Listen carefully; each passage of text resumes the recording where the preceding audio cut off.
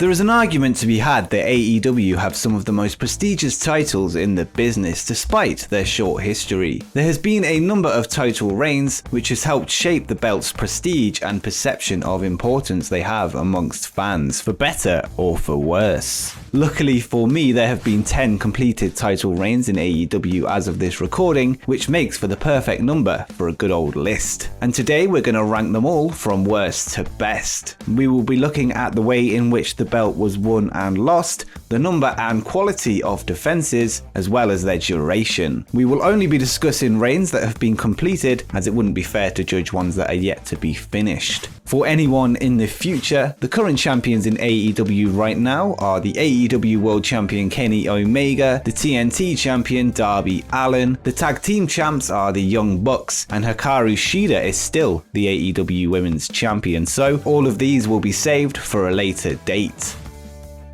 First off, we have Nyla Rhodes' women's title reign. This did start out great with what was considered at the time the best women's wrestling match in AEW, with Nyla Rhodes defeating Riho in a thriller to become the second ever AEW Women's Champion on an episode of Dynamite back in February 2020. The reign was also a groundbreaker, as Rose is the first ever transgender woman to hold a women's title for a major wrestling company. So that in itself does deserve a lot of credit, however, the praises end there. She only had one title defense in her 4-month reign. She successfully defended her belt against Kris Statlander in a match that didn't exactly blow the audience away. Her reign didn't really benefit anyone, and it raised several questions of AEW's seriousness in handling their women's division. She would lose the title to the current holder Hikaru Shida, and not a single complaint was heard. Nyla's native beast character has a lot of potential AEW has yet to fully take advantage of. Next up, we have Cody's second reign as TNT Champion. This reign is this far down the list due to its short duration, but still more was accomplished in it than Nyla Rose's reign that we previously discussed. After hints of a potential heel turn, he won the belt in the highly acclaimed dog collar match, showing the true power of black hair dye. Whoa, stop. Subscribe, put the bell on. Continue. Another highlight was the time limit draw against Orange Cassidy, followed by a rematch which saw Cassidy look strong in defeat. As mentioned earlier, the title reign ended not long after it started, but not before turning Darby Allin from a hot prospect into a top star.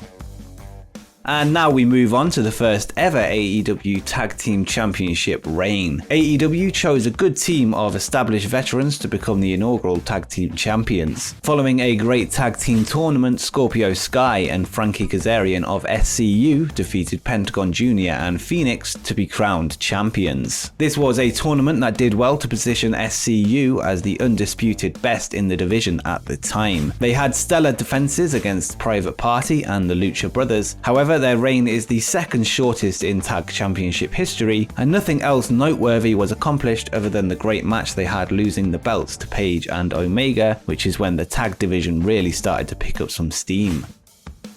Riho is one of the finest talents AEW has acquired. She is a youngster with an impressive amount of experience in the Joshi style of wrestling. AEW made the right call when they booked her to become their inaugural women's champion. She has a very likable personality, and mixing that with her small size made for a great underdog champion. Her reign had some underrated title defenses against the likes of Britt Baker and Kris Statlander. Riho eventually lost the title to the individual that she pinned to win it in the first place, Nyla Rose, in a match that at the time was considered the best match the division had seen up until that point. During Riho's AEW Women's title reign, the division was still in its infancy, and she carried the top spot well, having no issues in gaining fan support.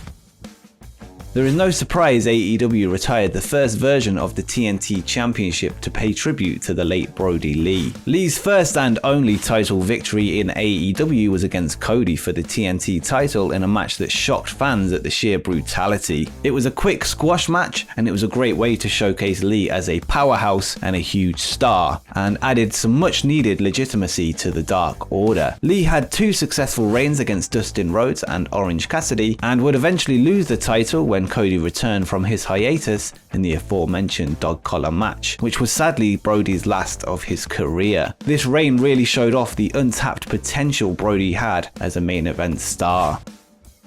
The debut of FTR was hyped up by AEW fans long before their release from WWE, when rumors began to swirl that they wanted out of their contracts. When the time finally came for them to show up on Dynamite, they plowed through their competition with witty tag team tactics. The highlight of their AEW run so far came when they ended the phenomenal tag title reign of Hangman Page and Kenny Omega. After winning, they didn't hold the belts for long, but still managed to have good title defenses against 3 teams from AEW's stacked and diverse tag division.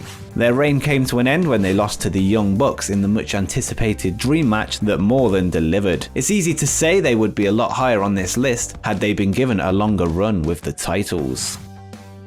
Cody won an exciting tournament to become the first ever AEW TNT champion, being victorious in the final in a David vs Goliath type match against Lance Archer. Cody was presented with the belt by Mike Tyson and would then make defenses most weeks in an open challenge, reminiscent of John Cena's 2015 US title run. The formula clearly worked, and fans couldn't wait to see who would step up to the challenge. Each match had good storytelling, with Cody making himself and his opponents look great. The most memorable defense came when Eddie Kingston burst onto the scene, blowing fans away with his pre-match promo, which likely earned him his AEW contract alone. AEW announced the TNT Championship as a secondary title, but Cody Rhodes' great reign made it one of the most talked about wrestling championships today.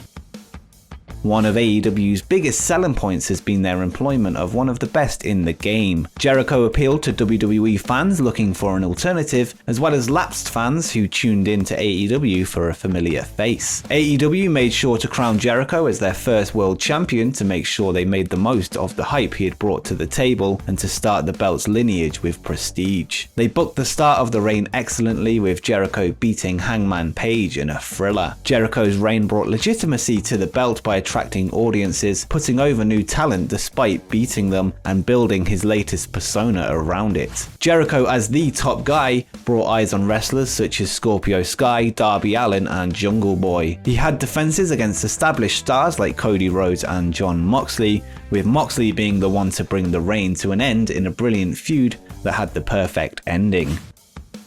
While AEW is said to have the most stacked tag team division in history, this wasn't necessarily the case a year ago. Most of the teams were unknown to the masses until Hangman Page and Kenny Omega won the belts. They really put AEW's tag division on the map. 2 main event level players were paired up, with both having unmatched chemistry. Omega and Page kept viewers' attention on the tag division with their masterful storytelling, showcasing a long-term build to their eventual split. The two had exciting matches at every opportunity. Their bout against the Lucha Brothers on Dynamite came second only to a match in which, in my opinion, is the best match AEW has seen to date, where they faced off against the Young Bucks at AEW Revolution. Not only are they the longest tag title holders to date, the reign also ended well, with them losing to FTR in a great match.